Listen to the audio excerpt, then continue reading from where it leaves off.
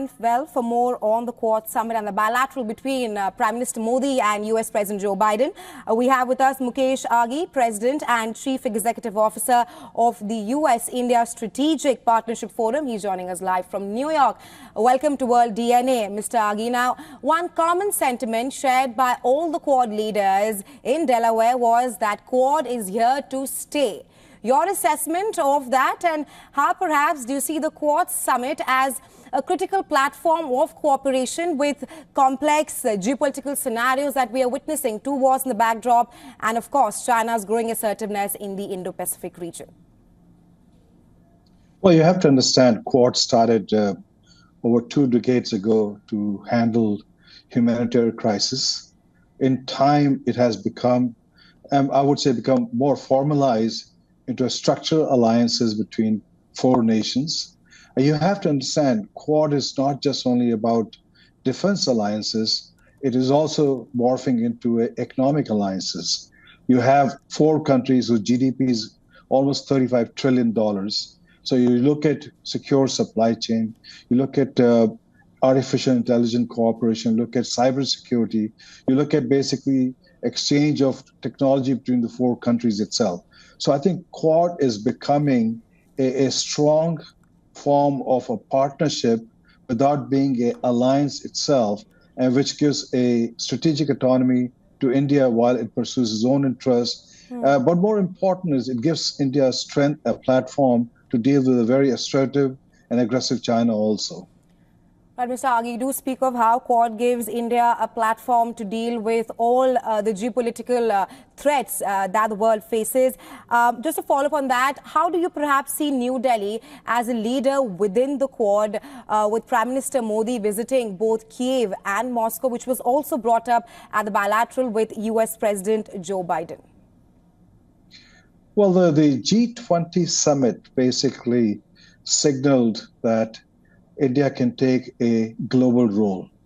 And the successful joining of the African nation into G20 showed India's leadership. And it also showed that India can lead the global south very effectively and efficiently. Its relationship with Russia and also access to Ukraine showed very clearly that India can, if it wants to be, a peacemaker between 2 warring nations itself. What it has, the message Prime Minister Modi's leadership has sent is, yes, we are a growing economy. We are a $4 trillion, will be a $5 trillion economy by 2027. So it is a large market, which is basically lucrative to multinational companies. But more important, it's a market which can provide de-risking from China into supply chain also. It is a market which can innovate. The partnership in the Quad is not just limited to defense area, just not only technology, but we're talking about energy security. We're talking about with U.S. space cooperation, NASA partnership on the quantum side. So I think what we're seeing is while Quad is a platform, U.S.-India relationship is basically getting much, much stronger, deeper, and broader also. Coming to the bilateral, like you also mentioned, that the US-India ties have grown over the years. Many announcements were made, from technology to defense production. But I want to talk to you about that statement made by the US President Joe Biden, where he says that I'm struck with our ability to find new areas of cooperation every time we meet. How do you read that statement coming out of the US President when he met Prime Minister Narendra Modi? Well, it shows the leadership capability of the Prime Minister. He is able to come up with new opportunity, new solutions, and new partnership platform for both countries. For example, we are talking about not only just the space side, the NASA side, on the quantum side, but going beyond that. And I think it's important to understand US is one of the largest investors in India. And India needs to basically court these companies to come in to drive that 7-8% economic growth.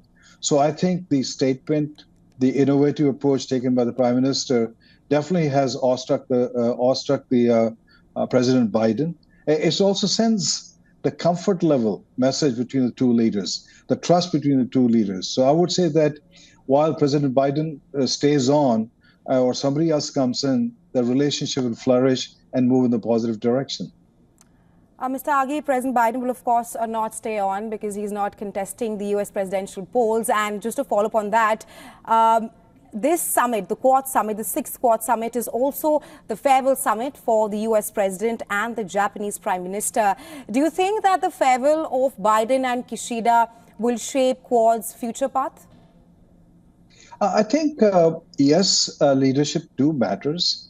We have President Biden, who basically has driven a very structural approach dealing with the Indo-Pacific and China, and Quad plays a very pivotal role in that area. I think he has set the platform, he has set the agenda.